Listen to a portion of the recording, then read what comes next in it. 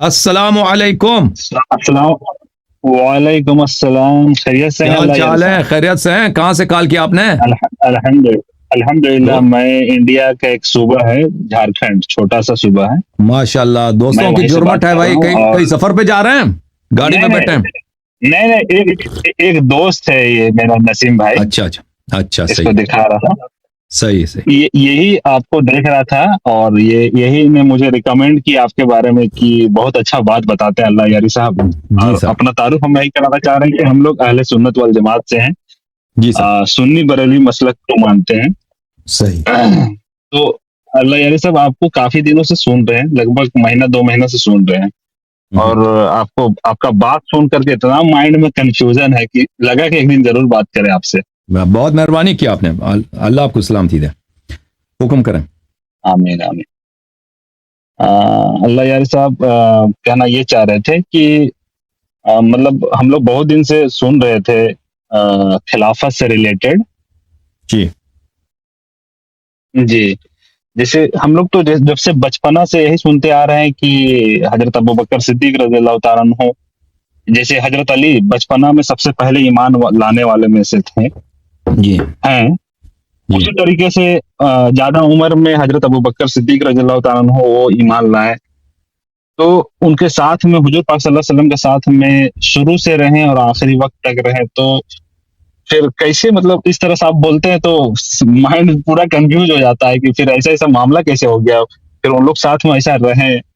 پھر ہم تو سوچتے ہیں کہ ان لوگ کے ایمان کا لیول بہت اچھا رہا ہوگا، لیکن کیا لیول ہے ان لوگ کے ایمان کا لیول. ان لوگ جس طرح سے ہم لوگ کو خوف ہوتا ہے خدا کا کہ بھائی کیسے اللہ رسول کے خلاف ہم لوگ غلط بات بولے، تو خود رسول اللہ صلی اللہ علیہ وسلم کے ساتھ میں وہ وقت گزارے، تو اس طرح سے کیسے کر سکتے ہیں وہ بھی، ہم کو یہی سمجھ میں نہیں آ رہا. تو یہ میں آپ کی خدمت میں عرض کروں کہ دیکھیں، جہاں تک پہلے جس شخص نے اسلام لایا ہے وہ نبی کریم صلی اللہ علیہ وسلم نے اس پہ شہادت دی ہے، اور اس کے روایات احادیث بہت زیادہ ہیں. میں آپ کو کچھ احادیث روایات اس کا دکھا دیتا ہوں، اور انشاءاللہ تبارک و تعالی اور علماء کے اقوال. یہ ملاحظہ فرمائیے، کتاب ہے مسند احمد ابن حنبل جلد نمبر 5. مسند ہے احمد ابن حنبل صاحب کی، جلد نمبر ہے 5، چاپ دار احیاء تراث العربی، بیروت لبنان میں چھپی ہے سنہ 1415 میں. یہاں پہ صفحہ نمبر 662. یہ چائے آپ نے دیکھا نا، یہ کوئی بات بگنگڑ نہ بنائے، یہ سبز چائے ہے اس لیے. جی ہاں، سبز چائے پینے کی عادت ہے. اچھا، یہاں پہ حدیث نمبر 19796 ہے، صفحہ نمبر 662 میں. یہاں پہ حدیث ہے، وہاں پہ اما کہ رسول اللہ صلی اللہ علیہ وآلہ وسلم نے بی بی سلام اللہ علیہ حضرت زہرا سے فرمایا، او ما ترضین انی زوجتک اقدم امتی سلما واکثرهم علما واعظمهم حلما. کیا آپ اس بات پہ راضی نہیں ہے کہ میں نے آپ کے لیے جو شوہر انتخاب کیا اور جس سے آپ کی شادی کرائی ہے وہ میرے امت میں سے اقدمهم سلما، سب سے پہلے مسلمان ہیں، واکثرهم علما، اور سب سے زیادہ ان کا علم ہے، واعظمهم حلما، اور سب سے زیادہ ان کا صبر اور ان کا برداشت اور ان کا عقل سب سے زیادہ ہے. ٹھیک ہے نا؟ تو یہ رسول پاک صلی اللہ علیہ وسلم کی شہادت ہے کہ سب سے پہلا مسلمان کون ہے؟ امیر المؤمنین علیہ الصلوۃ والسلام. اس کے علاوہ میں آپ کی خدمت میں علماء کے اقوال تو بہت سارے ہیں، انشاءاللہ میں کبھی اس کو مزید تفصیل سے بتاؤں گا، لیکن ابھی اختصار کے ساتھ. یہ کتاب ہے معرفت علوم الحدیث للحاکم النیشابوری. کتاب چھپی ہے المکتبۃ العلمیہ بالمدینہ المنورہ، کتاب مدینہ میں چھپی ہے. یہ حاکم نیشابوری کی مشہور معروف کتاب ہے معرفت علوم الحدیث. ابو عبداللہ الحافظ النیسابوری علوم حدیث میں ایک بہت ہی اہم کتاب ہے. یہ کتاب چھپی ہے مدینہ منورہ میں سنہ 1977 میں. یہاں میں آپ کو لے کے چلتا ہوں اس کتاب میں صفحہ نمبر 22 میں، میرے بھائی صفحہ نمبر 22 میں یہاں پر ذکر نوع السابع من معرفت انواع الحدیث. بلی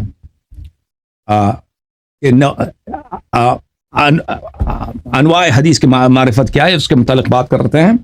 اچھا، پہلی بات ہے، کہتے ہیں صحابہ کے مراتب، صحابہ کے مختلف، سب صحابہ ایک جیسے نہیں ہیں. فاولهم قوم اسلموا بمکہ، صحابہ میں سے سب سے جو پرانا ہے وہ لوگ ہیں جو مکہ میں مسلمان ہوئے تھے.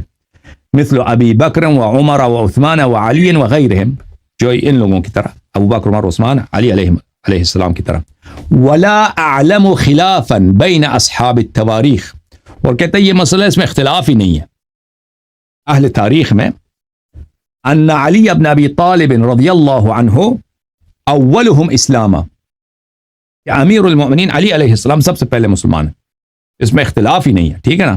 یہ جو کہتا ہے نا کہ ابو بکر بوڑھوں میں ہے، ابو بکر بوڑھوں میں ہے، امیر المؤمنین بچوں میں ہے، اس لیے اسی بات کے لیے تاکہ اعتراف نہ کریں کہ سب سے پہلے کون ہے، سب سے پہلے نبی صلی اللہ علیہ وسلم کا امتی کون ہے، اس کو اعتراف نہ کریں، اس کے لیے وہ کہتے ہیں کہ بھائی کیا ہے کہ یہ بوڑھوں میں فلان، اب عورتوں میں فلان ہے، بوڑھوں میں کون ہے۔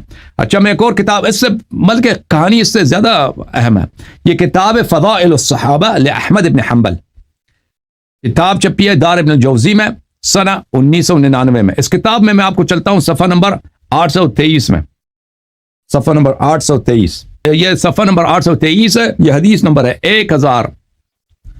1130 ہے۔ اس میں اگلے صفحے ہم جاتے ہیں، روایت کرتے ہیں سلمان سے، سمعت حبیبی رسول اللہ صلی اللہ علیہ وآلہ وسلم یقول، میں نے اپنے حبیب حضرت رسالت پناہ صلی اللہ علیہ وآلہ وسلم سے سنا، كنا انا وعلي نورا بين يدي الله عز وجل قبل ان يخلق آدم ب14,000 عام، کہ میں اور علی علیہ السلام، رسول اللہ صلی اللہ علیہ وسلم نے کہا میں اور میرا بھائی علی علیہ السلام ہم ایک ہی نور تھے اللہ تعالیٰ کے سامنے، اس سے پہلے آدم کی خلقت سے 14,000 سال پہلے۔ فلما خلق اللہ آدم قسم ذلك النور جزئین، اور جب اللہ تعالیٰ نے آدم علیہ السلام کو خلق کیا تو اس نور کے 2 ٹکڑے کر دیے، فجزء انا وجزء علی علیہ السلام، تو ایک جز میں ہوں اور ایک جز علی علیہ السلام ہے۔ یہ کون سی کتاب ہے؟ یہ کتاب فضائل الصحابہ۔ ایک اور بھی کتاب میں آپ کی خدمت میں لا دوں، ایک منٹ، یہ احمد بن حنبل کی ایک اور کتاب لاتا ہوں ابھی، یہ میرے ہاتھ میں کتاب ہے المصنف لابن ابی شیبہ، مصنف ابن ابی شیبہ الجزء السابع، چھپی کتاب دار الفکر میں سنہ 2008 دار الفکر بیروت میں۔ یہاں پہ ملاحظہ فرمائیے صفحہ نمبر 498، یہ ابن ابی شیبہ بخاری اور مسلم دونوں کے استاد ہیں، بخاری اور مسلم دونوں نے ان کی شاگردی کیا۔ اچھا یہاں پہ حدیث دیکھیں، حدیث نمبر 21، صفحہ نمبر 498۔ اچھا عباد ابن عبداللہ کہتے ہیں سمعت علی علیہ السلام، میں نے سنا علی علیہ السلام سے، انا عبداللہ و اخو رسول اللہ وانا الصدیق الاکبر، میں اللہ کا بندہ ہوں اور میں نبی صلی اللہ علیہ وسلم کا بھائی ہوں، کیونکہ پیغمبر صلی اللہ علیہ وسلم نے جب مواخات کیا تھا نا، صحابہ کو آپس میں بھائی بنایا تھا، کس کو اپنا بھائی بنایا تھا؟ علی علیہ السلام کو اپنے لیے بھائی بنایا تھا۔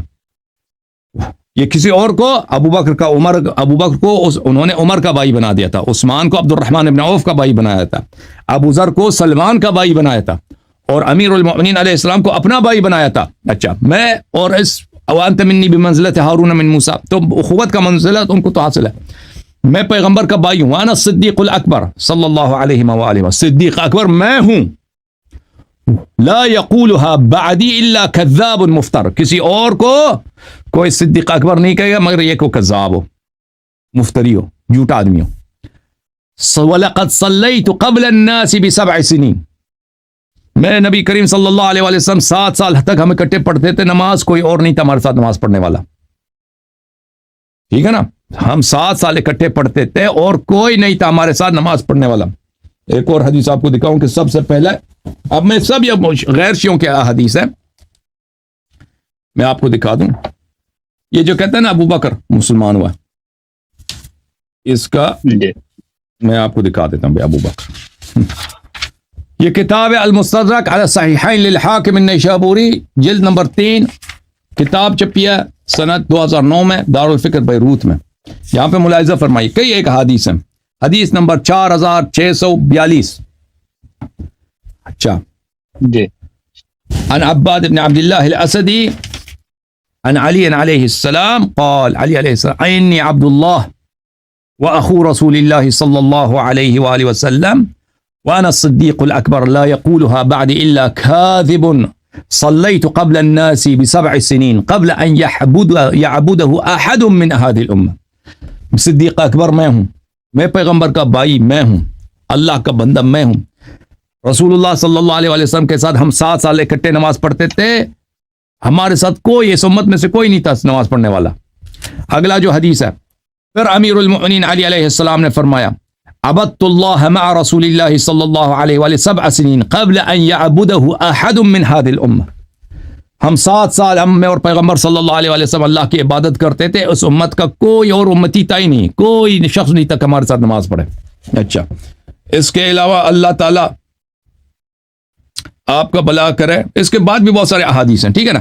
تو یہ تو امیر المؤمنین علیہ الصلوۃ والسلام کے یہ فضائل ہیں، ٹھیک ہے نا، یہ اول الناس اسلام۔ مزید بولیں کچھ حضرت ایک بات بولنا چاہ رہے تھے جی؟ کہ جس طرح سے مطلب آپ اہل بیت کا جیسے تعارف کرائیں، ہم کو بہت خوشی ملا، اور جس طرح سے آپ مانتے ہیں اسی طریقے سے ہم لوگ بھی مانتے ہیں، حضرت علی کو یا پھر فاطمہ الزہرا رضی اللہ تعالیٰ عنہ کو، یا پھر حضرت امام حسن، حضرت امام حسین رضی اللہ تعالیٰ عنہ، یا جتنے بھی اماموں کا آپ نام لیتے ہیں، امام جعفر صادق رضی اللہ تعالیٰ عنہ، باقی رضی اللہ تعالیٰ عنہ، سب کو تو ہم لوگ بھی مانتے ہیں اللہ یاری صاحب، لیکن بس وہی صحابی رسول والا میں کنفیوژن ہو گیا تھا، لیکن آپ کو سنے ہم لوگ کافی دنوں سے، انشاءاللہ آپ سنیں نا، آپ کے علماء ادھر آتے ہیں، گفتگو ہوتی ہے تو طرفین کے دلالے آپ سنیں گے نا جی۔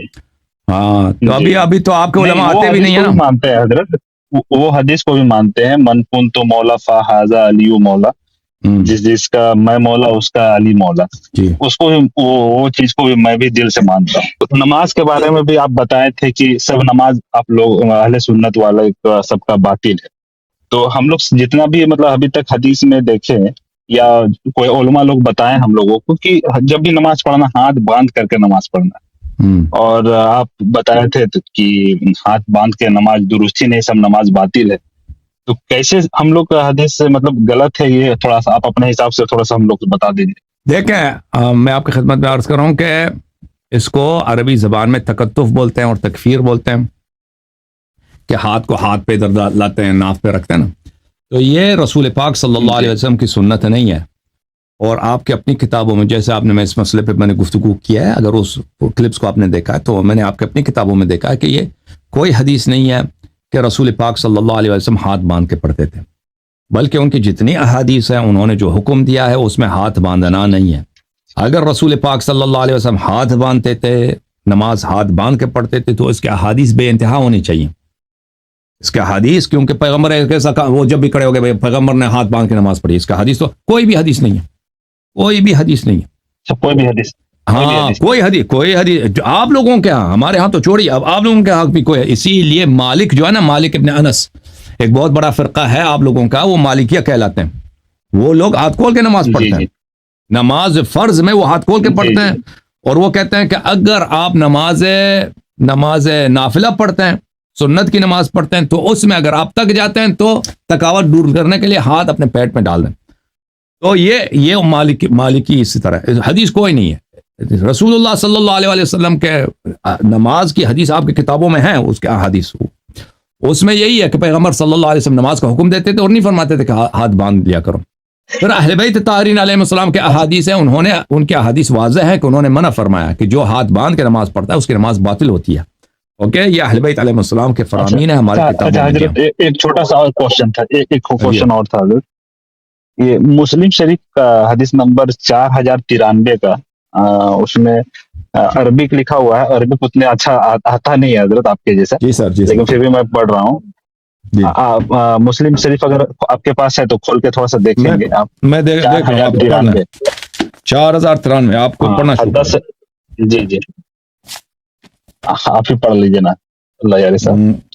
اچھا 4093 میں نمبرنگ میں آگے پیچھے ہو جاتا ہے نا، میں کھول لیتا ہوں۔ کس موضوع پر ہے وہ حدیث؟ یہ سود سے ریلیٹڈ ہے، آپ کے نزدیک کیسا ہے وہی جاننا چاہ رہے۔ جس طرح سے ہم لوگ جس ملک میں رہتے ہیں، اسلامک ملک تو نہیں ہے انڈیا، اور یہاں بغیر بینک سے لون لیے ہوئے کام چلتا نہیں ہے، کوئی اپنا بزنس یہ دھندا پانے کے لیے۔ دیکھیں یہ سود کا مسئلہ جو ہے نا، اس میں کچھ تفصیل ہے۔ سود آدمی جو لیتا ہے اس میں تو شک نہیں کہ حرام ہے سود لینا، مگر یہ کہ کافر سے آدمی لے، کافر سے سود لینا جائز ہے۔ سود لینا، سود دینا، سود جہاں تک سود دینے کا تعلق ہے کہ آپ مجبوری میں کہیں قرضہ لے کر سود دینے کا، اس کا آپ ابھی انتظار کریں، اس کے متعلق میں کبھی لیکچر دوں گا نا تو اس میں واضح ہو جائے گا، ٹھیک ہے نا۔ ابھی یہ جو سود کا ربا جو ہے، ہاں ربا کا جو ہے اس میں جو واضح ہے وہ یہ کہ آپ سود نہیں لے سکتے. اور جن لوگوں نے سود لیا ہے پہلے پتہ نہیں تھا، یا کسی کے والد نے سود لیا ہے، اب اس کو ارث میں ملا ہے، اس کو پتہ نہیں کون سا سود کا حصہ ہے، تو یہ اس کے لیے جائز ہے اس کا کھانا، اگر اس کو پتہ نہیں ہے. لیکن نہیں آپ سن لینا، اچھا آپ سن لیں، آن لائن سن لیں. Thank you sir. جہاں دیکھیں سود، جہاں تک سود کوئی کسی شخص نے سود لیا ہے پہلے، اس کو پتہ نہیں تھا، حرام تھا، ٹھیک ہے نا، اب اس کے مال میں وہ مکس ہو گیا ہے، تو اس کے لیے وہ جائز ہے، اس کا پورا مال، بھلے اس کا مال پورا جائز ہے اس کے لیے، کیونکہ قرآن کی آیت ہے الا ما سلف. اور اگر کسی شخص کو ارث میں مال ملتا ہے کہ اس میں سود کا پیسہ بھی ہے، اس کو پتہ نہیں کون سا سود ہے، بشرط کہ اس کو پتہ نہ ہو، ٹھیک ہے نا، تو وہ بھی اس کے لیے جائز ہے. اور اس کے علاوہ سود لینا مگر کہ انسان کافر سے لے لے یا باپ بیٹے سے لے لے، اس کے لیے جائز نہیں ہے. لیکن سود دینا، اس مسئلے میں دیکھا نا، اس مسئلے میں کچھ ہے، آپ کو ایسا کاروبار کریں کہ اس میں آپ کو سود دینا پڑتا ہے. تو ابھی میں نہیں کہتا کہ حلال یا حرام ہے، اس کی تفصیل میں انشاءاللہ آگے جا کر آپ کو بتاؤں گا کبھی. اوکے، یہ باتیں جو میں نے کہہ دیا سود کے مطلب، یہ تو اجماعی ہیں، یعنی شیعہ مذہب میں اس یہ بہت واضح ہے. لیکن جہاں تک سود دینے کا تعلق ہے کہ آپ کو زبردستی کاروبار میں وغیرہ کے لیے آپ سود دینا پڑتا ہے، مجبور ہو گئے، اس کا کیا حکم ہے، یہ انشاءاللہ تبارک و تعالی کبھی بتائیں گا.